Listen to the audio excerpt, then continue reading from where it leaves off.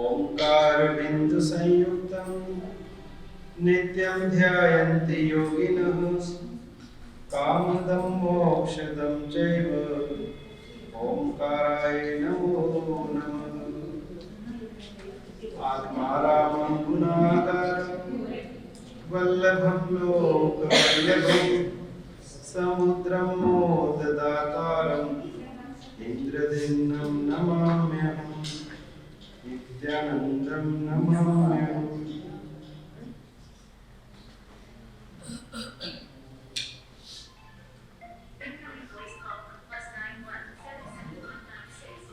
परम तारक परम परमात्मा के चरणों में अनंत अनंत वंदन। परम श्रद्धेय गुरुचरण, धर्म सभा में उपस्थित धर्मानुरागी,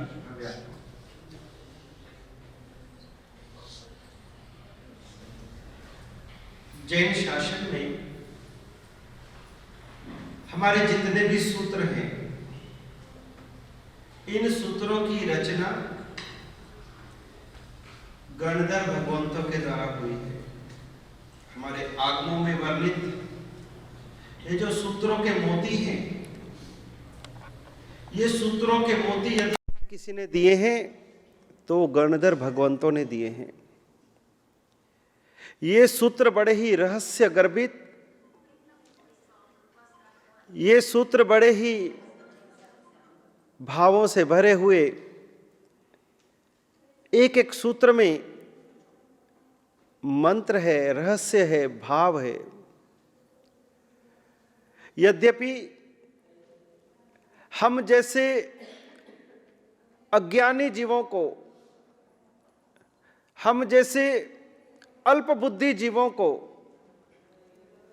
ऐसे ज्ञानी भगवंतों के, गणधर भगवंतों के रचे हुए सूत्र भले हमें समझ में नहीं आते। जब समझ में नहीं आएंगे तो उनके रहस्य को हम कैसे पा सकेंगे। लेकिन क्योंकि ये महापुरुषों के द्वारा रचे हुए सूत्र हैं, बीज बुद्धि निधान, बीज बुद्धि निधान, ऐसे गणधर भगवंत जो कि द्वादशांगी की रचना केवल अंतर मुहूर्त में कर लेते हैं। अंतर मुहूर्त में, अंतर मुहूर्त किसे कहते हैं? मुहूर्त कितने समय का होता है? एक मुहूर्त कितने समय का होता है? हैं जी,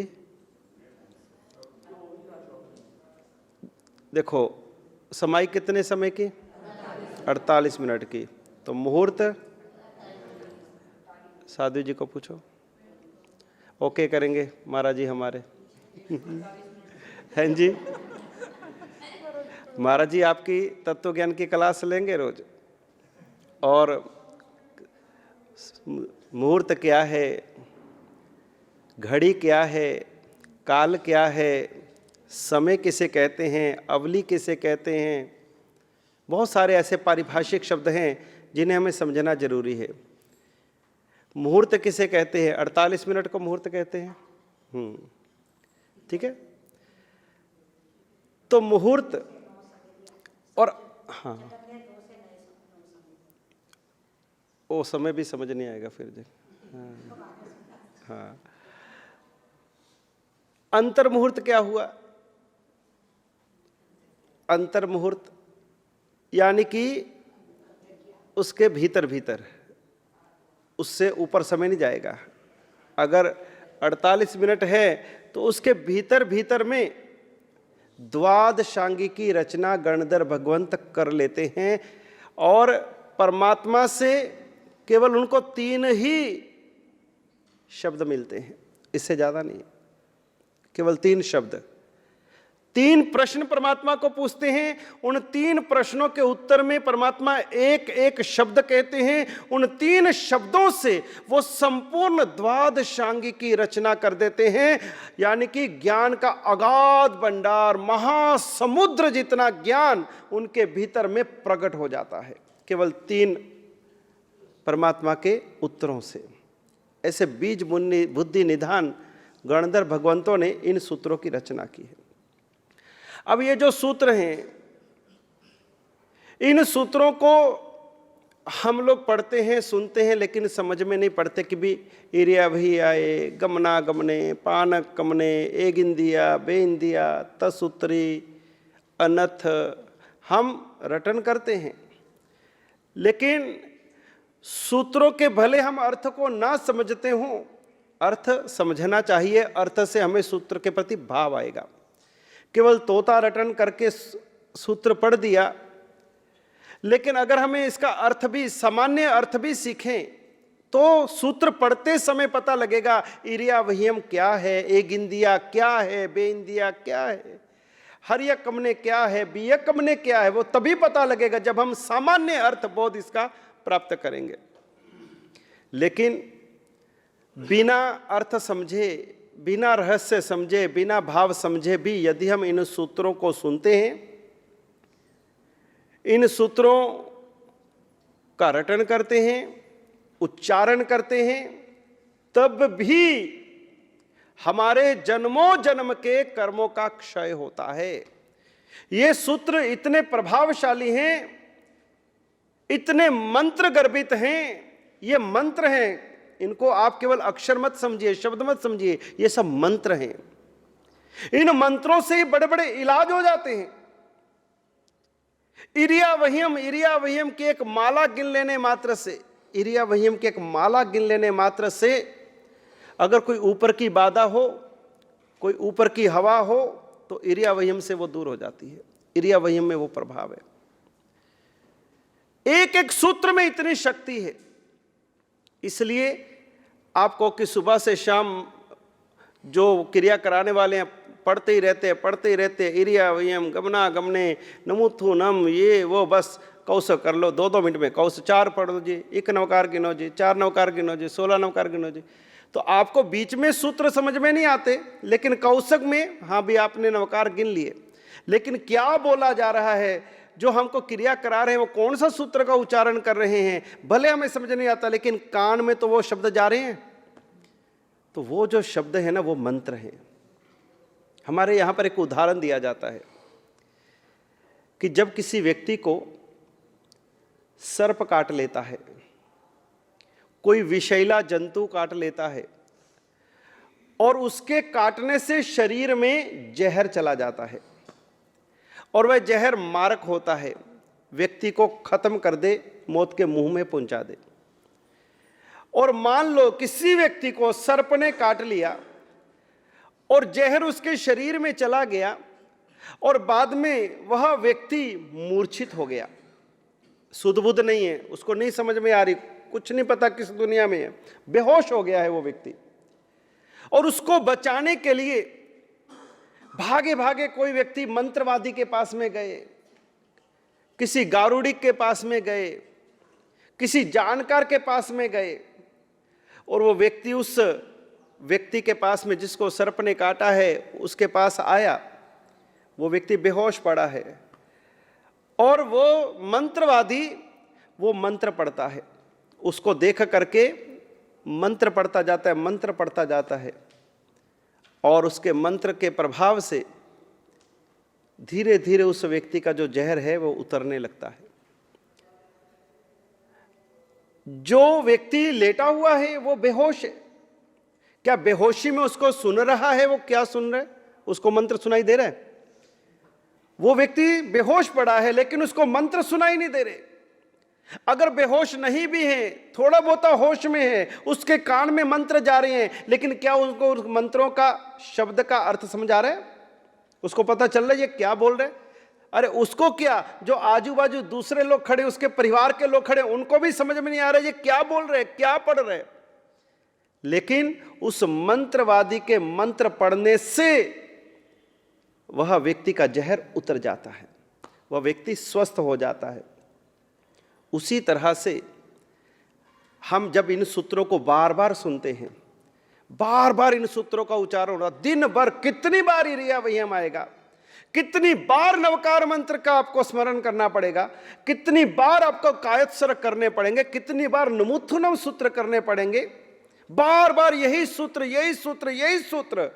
और इन सूत्रों को सुनने से, इन सूत्रों के श्रवण से, इन सूत्रों के उच्चारण से आपका जो भीतर में कर्मों का जहर चढ़ा हुआ है, ये जो मोह माया का भीतर में जहर चढ़ा हुआ है, उस सर्प के डंक से तो अगर कोई व्यक्ति मरेगा तो एक बार ही मरेगा, लेकिन ये कर्मों के सर्प के डंक से तो कितनी अनादि काल से हम मर रहे हैं।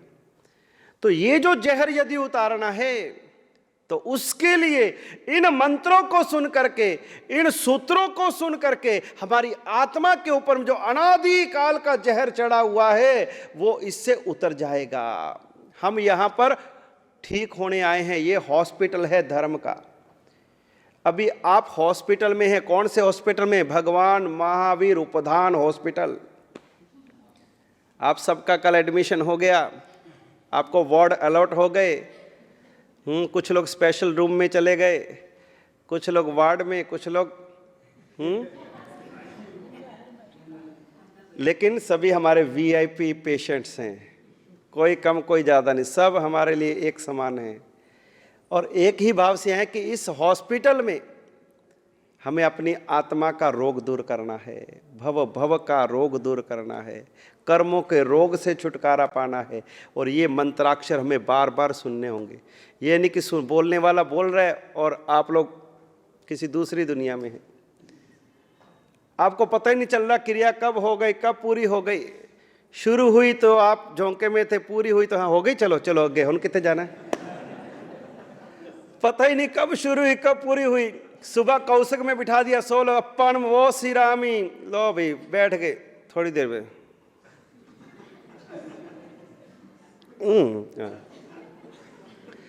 ऐसे ना, ये क्रिया आपकी जागृति पूर्वक। प्रमाद तो बहुत किया है, घर में रह के, संसार में रह के इतना प्रमाद किया है, उस प्रमाद को तोड़ने के लिए तो यहाँ आए हैं। वो मोह का, वो प्रमाद का, वो माया का, वो संसार का जो असर है, वो जो जहर है, वो अभी भी अपना प्रभाव हम पर दिखा रहे। वो बार बार हमें झोंका भी देगा, हमें सुलाएगा भी, हमें थकाएगा भी, क्योंकि शरीर को आदत वही पड़ी हुई है। और इसलिए इस 47 दिनों में उपधान तप में हमें कर्मों के साथ में जंग छेड़ना है। युद्ध के मैदान में सो करके लड़ाई करोगे कि जाग करके करोगे? अगर सो के करोगे तो फिर सोते ही रह जाओगे, फिर तो वहीं पे हमेशा हमेशा के लिए सुला दिए जाओगे। और जाग करके करोगे तो सामने वाला भी थोड़ा सावधान रहेगा कि बंदा जाग रहा है। घर में चोर कब आता है? जब आप सो रहे होते हो कि जाग रहे होते हो? जब हम सो रहे होते हैं। ये जो प्रमाद रूपी चोर, ये विषय वासना विकार कषाय रूपी चोर यदि हमारे घर में घुसे हैं तो हम सो रहे हैं इसलिए घुसे हैं। जब हम जाग गए तो इनको भागना ही पड़ेगा। अभी हम जागे नहीं हैं, अभी तक वो भीतर उछल कूद मचा रहे हैं। उपधान तब आपको जगाने के लिए आया है, प्रमाद से निकालने के लिए आया है। हम खूब इन सूत्रों का आनंद लें, सूत्रमय हो जाएं। नमुत्थु न मय लोगस मय इरिया वही मय हो जाएं। इन सूत्रों को सुन सुन करके, इन मंत्रों को सुन सुन करके हम अपने आप को समझें कि मैं कितना पावन हो रहा हूं, मैं कितना स्नान कर रहा हूं। अरे जल के स्नान से तो केवल मेरा तन का मैल धुला था, लेकिन इन सूत्रों के स्नान से तो मेरी आत्मा का मैल धुल रहा है। ये जीवन में कहां अवसर मिलेगा? 47 दिन थे, अब तो 46 ही रह गए। एक एक दिन हमारा ये भी कम ही हो रहे हैं। जीवन का ये जो साधु जीवन का आनंद आप ले रहे हो, ये 47 दिन पूरा होने के बाद में फिर बोलो महाराज जी बिठा दो सानू, फिर नहीं मिलेगा आनंद आपको। समय तो निकल जाएगा, स्मृतियां रह जाएंगी, फिर ये आनंद, फिर ये आपको ये खमास मन दिलाने, इरिया वयम करानी, आपके आगे पीछे साधु साध्वी जी भगवंत। सुबह उठे तो क्रिया, दिन में तो, शाम में तो, रात में तो, हर समय आप धर्म में हो। एक भी क्षण आपका प्रमाद में, संसार में, दूसरी बातों में, पाप में न जाए। कितने आप भाग्यशाली हो। आपका जीवन मंगलमय बने, पावन बने, वो तभी बनेगा जब ये जो सूत्र हैं, इन सूत्रों के प्रति अहोभाव आएगा। ये सूत्र गणधर भगवंतों के दिए हैं, ये मेरे परमात्मा के द्वारा दिए हैं। इन सूत्रों से मेरा इलाज हो जाएगा, मेरा रोग दूर हो जाएगा।